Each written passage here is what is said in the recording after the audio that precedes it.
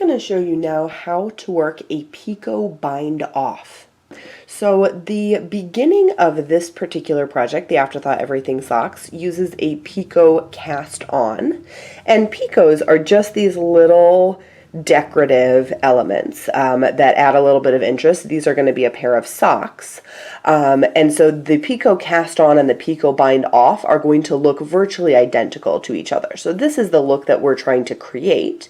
You can create it when you start a project or at the end of a project, or as in this case, in both of those places, so that your two edges match each other. So the Picot bind off is going to start a little bit counterintuitively. You start this bind off by casting on 2 stitches. And I am going to use the knitted cast on. So to do that, we're going to insert our needle as if we were doing a knit stitch. We're going to wrap our yarn around like we were doing a knit stitch. We're going to pull that loop through like we were doing a knit stitch. And we are going to take that new loop we just created and put it on our other needle. So that cast on 1 stitch. We're going to do that exact same thing again. So we're going to use the knitted cast on to cast on 2 stitches. And you are working in the round, so these are the stitches on your needle because you're just in the middle of a round. And those are just going to stay there. We're kind of ignoring those for now. So we begin the Picot bind off by casting on 2 stitches. And now, and you'll notice when we use the knitted cast on, it looks like our stitches kind of cross over each other. They're supposed to look like that. That is the correct way to do it. You did it the right way. After we've cast on our 2 stitches, we are going to bind off 6 stitches. So needle in, yarn around, do a totally normal knit stitch, a second totally normal knit stitch, and we are going to take the farther away one, and you can use your finger or the needle, whichever is easier, and bring it up and over the one in front of it.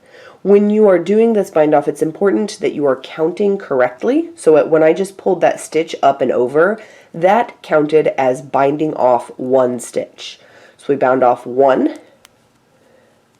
As I take this stitch up and over, that counts as binding off a 2nd stitch. So that's bind off 2, and then we do the first 3 steps of a knit stitch. As I take this loop up and over, that's bind off 3.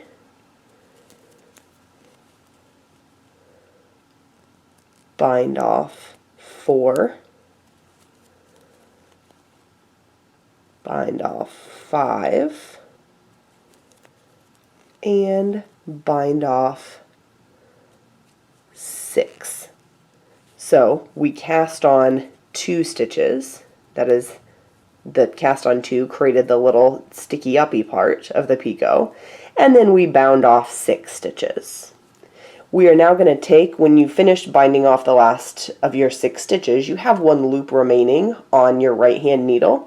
We are going to slide that loop onto our left hand needle so that the stitches on our left needle look like this, and our right hand needle is empty. These are the stitches from the remainder of the row at the beginning that you'll get back to as you go all the way around to the other side. And we are going to repeat those 2 steps. So we are going to cast on using the knitted cast on 1 stitch,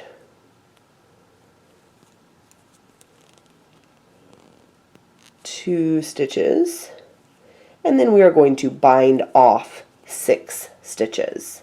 We are going to continue that all the way around. Every time we cast on stitches, we are creating one of the picots, and every time we bind off 6, we're creating the long edge that goes down the side before we cast on 2 more.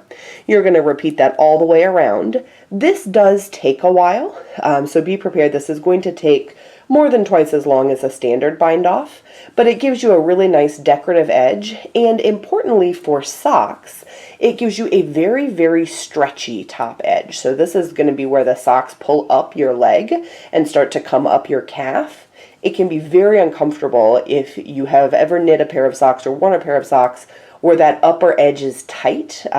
cast-ons and bind-offs tend to be a little bit tighter than the rest of your fabric, and the Picot cast-on and bind-off for this pair of socks gets around that issue. So these socks are never going to cut in at your calves because you're always going to have more stretch at the top than you have in the rest of your fabric. So that is how you work a Picot bind-off.